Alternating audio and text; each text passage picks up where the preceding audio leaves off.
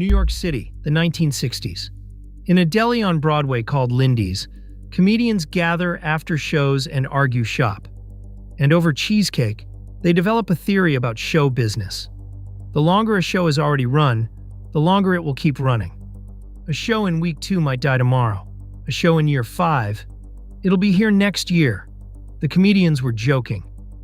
Then a mathematician named Mandelbrot read about it and realized the joke was a theorem.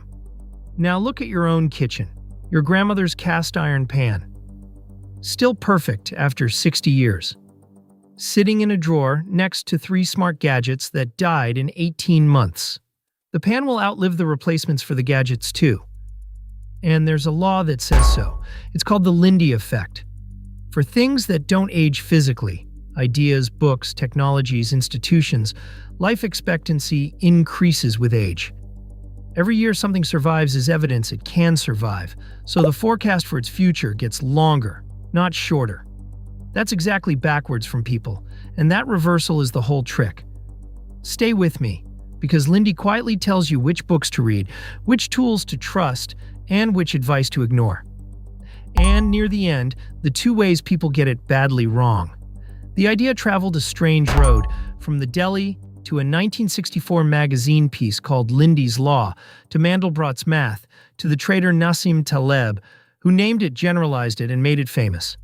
The robust gets more robust with every test it passes.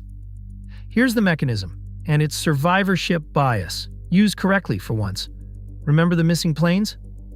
Survival hides the failures. But if you're not copying the survivor's habits, just forecasting its lifespan, survival is the signal, a book still read. After 200 years has survived wars, fashions, and 10,000 rivals. That track record is data. Watch what the math looks like. Something that has lasted 1 year expects roughly another year. 10 years? Expect 10 more. 1,000 years? Expect 1,000. The old don't just survive. Statistically, they strengthen. Once you see it, your defaults flip.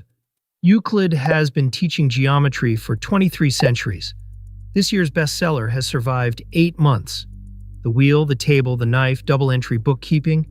Boring, ancient, and going nowhere. Meanwhile, the average company on the S&P 500 now lasts under 20 years. And falling. Even in advice, spend less than you earn has survived every economy since Babylon.